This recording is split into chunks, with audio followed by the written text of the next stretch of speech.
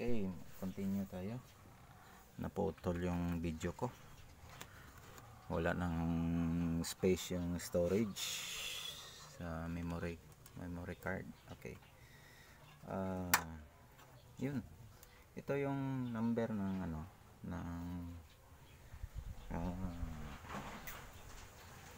number ng capacitor code niya dito sa board is C307. So yun, try natin power on. Tingnan natin kung nawala na yung block sa taas, tapos yung lines kung nawala na. Okay, saksak natin. So dapat naka off. Okay, off na. So saksak ko, power on, light. Okay, yun, nag-on na. So tingnan natin yung voltahe, check natin.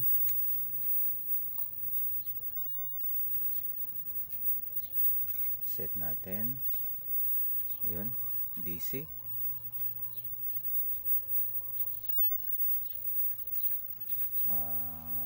Dito sa may capacitor, try natin. So yun, 25.1 na siya. That 25.1. So kanina is 24.5. Yun. So dito, try natin.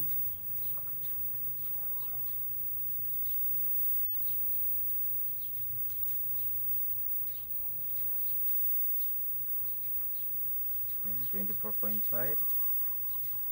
Tama dito. Yung dito dapat pala is 25.1. So tingnan natin yung display doon kung may block pa. Okay, tingnan natin. Ayun, wala nang block sa taas, tapos wala na ring lines. Nabubulol tayo nito. Okay, wala nang lines. Okay, so yun lang. Basta may lines tapos may block dito sa taas, yun ang problema ng capacitor. Yun dapat mapalitan na yun. Okay, nag-change value siya, tapos yung voltahe kanina is 24.5 lang siya. So ngayon 25.1 na siya. So umakyat siya na 1 volt. Okay, so yung isang problema naman, yung sounds kanina malakas. So tanggalin ko lang muna tong isang speaker para ilipat natin ito, para maisaksak, para matesting natin. Okay, pause ko muna. Ayan, natanggalan natin yung speaker. So kabit natin dito.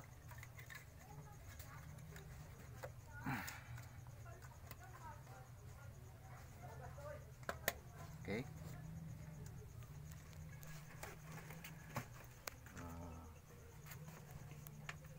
i-on natin.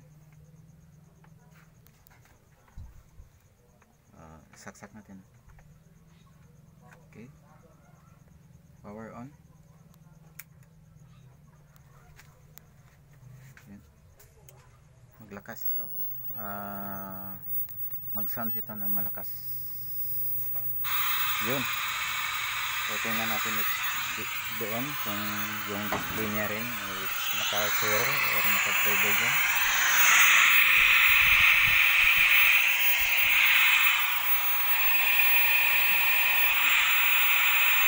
So i-volume down natin.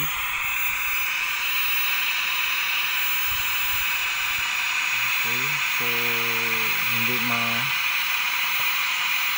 mag-reduce yung volume niya, naka-steady lang. Kahit lakasan o kahinaan, malakas pa rin. Okay, so i-zero natin. Yun, off kaagad. Tapos i-volume natin, volume up, so wala ng sounds. So yun, pag ganitong problema, pwede rin ito makuha sa service mode, kaso wala yung remote. So dapat may remote kasi ito, para ma-open mo yung service mode nito. So ang remedy na lang nito is i-off muna natin. Okay. Para safety tayo, baka mahawakan natin eh. So ang remedy nito is palitan ka agad yung ano na lang, yung itong IC na to, yung number ng IC sa code niya sa board is IC02. So ito itong maliit na to. Okay, itong maliit na to. So tanggalin natin to, tapos palitan natin. Okay.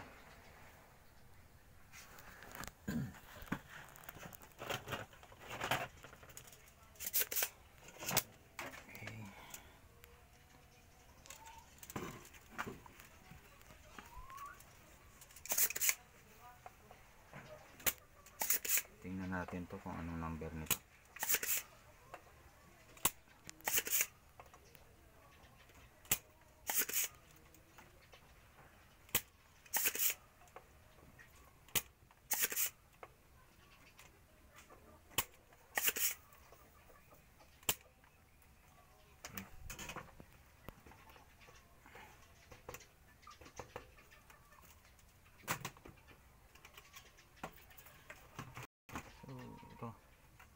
Itong IC na to, so ang number nito is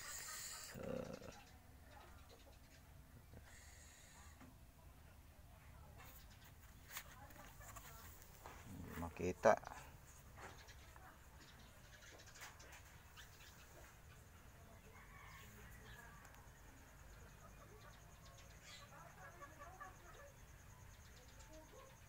Ayan, 24C04. Okay, so maghanap tayo nito. Dito mayroon akong IC dito na area yung ano niya, number. So kuha mo na ako.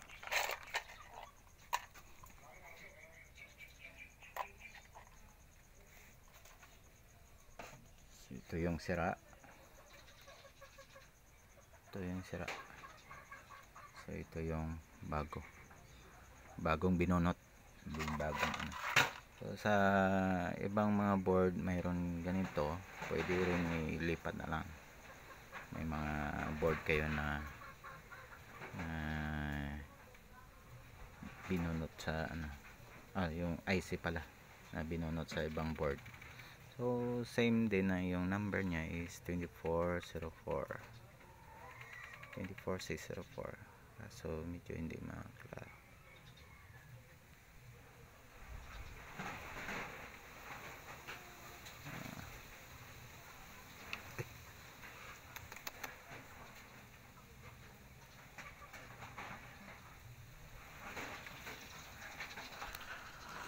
Silaw.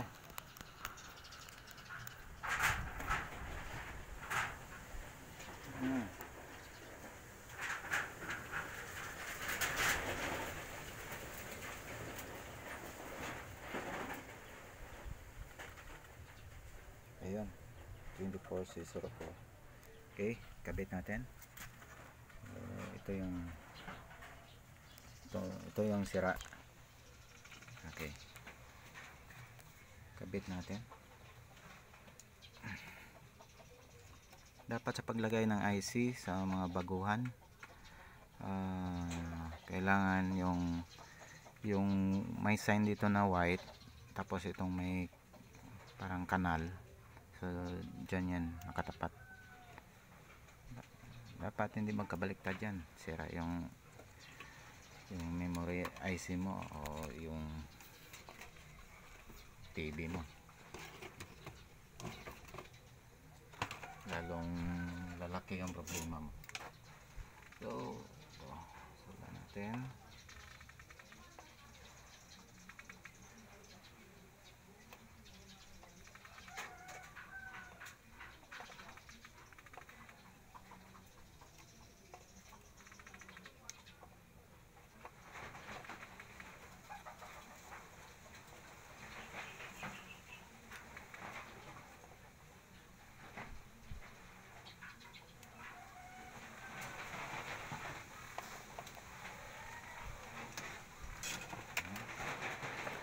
Inisa natin.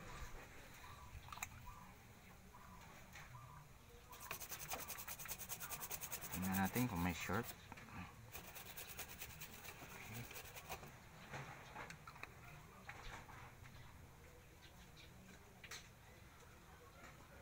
Yun, linis na. So try natin. Check muna.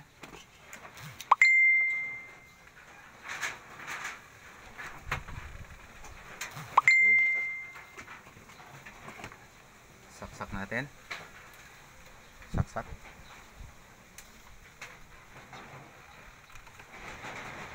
Power on. Yan, ilaw na. Ilaw na. So, power on natin sa channel up. Pansinin nyo, mahina na yung sounds nya, hindi na malakas.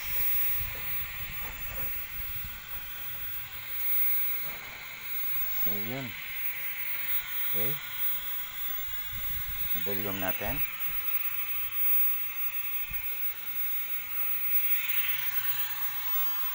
Volume up, volume down. So mahina siya. Okay, volume up, volume down, volume up. Okay, so yun lang mga brother. Okay, hanggang dito na lang. Salamat mga brother. Paki-subscribe lang mga brother at like para updated kayo sa mga bagong upload ko. Salamat mga brother.